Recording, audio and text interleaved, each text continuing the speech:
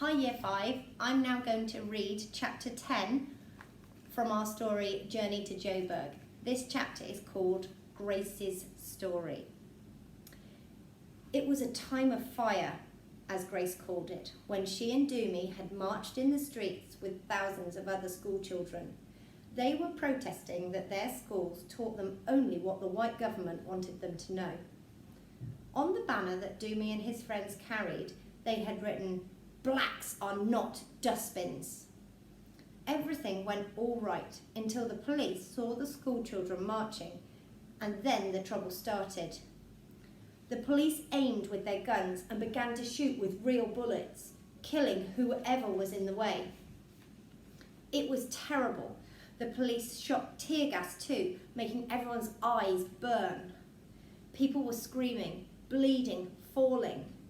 More police came in great steel tanks and more in helicopters firing from above.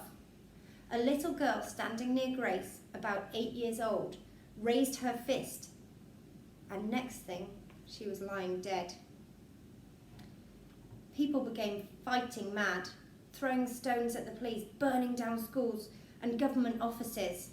Smokes and flames were everywhere. But the police kept shooting until hundreds were dead. Hundreds were hurt and hundreds were arrested. Doomy was one of those arrested. When he came out of prison, he said that the police had beaten him up badly, but he would go on fighting even if they killed him. Then one night, he disappeared. When their mother went to the police station, asking if he was there, the police said no, but maybe they were lying. Maybe they had killed him too. For a year, they had no news. Until one day, a letter came. It was from Doomy. There was no address, but it had been posted in Johannesburg. Doomy wrote that he was well and studying in another country. He was giving the letter to a friend to post. He wrote that he would be coming back one day, coming back to help fight for freedom and make life better for everyone. He had written freedom in big capital letters. The family had been so excited that he was alive, so worried about the dangers he faced, yet so proud of his courage. Doomy had been a boy when he left, but now he would be a man. Although it was a long time since they had heard from him, they hadn't given up hope. They were still waiting.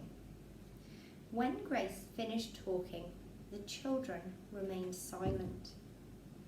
"Well, it's time to sleep," Grace said, pushing back her chair and stretching herself up. Her young brothers cleared up the dishes, stacking them up, ready to wash them outside in the morning. Grace shared her bed with Naledi, and the boys shared theirs with Tiro. He was soon fast asleep, but Naledi lay awake for a while thinking. So much had happened. She wondered what her mother was doing. Was Ma alone in the little room in the yard, or was she still watching over the children in the big house? Naledi was sure Ma must be thinking of Dineo. Why couldn't Ma have left straight away? And what if something happened to Dineo before they arrived?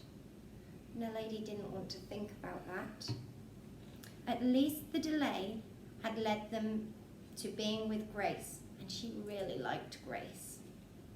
Her mind wandered over the terrible events in Soweto, to Doomy, and the word in big letters, freedom. What did the word really mean? Did it mean they could live with their mother? Did it mean they could go to secondary school? But Grace said the children marched because they had to learn a lot of rubbish in school. So what would you learn in school with freedom?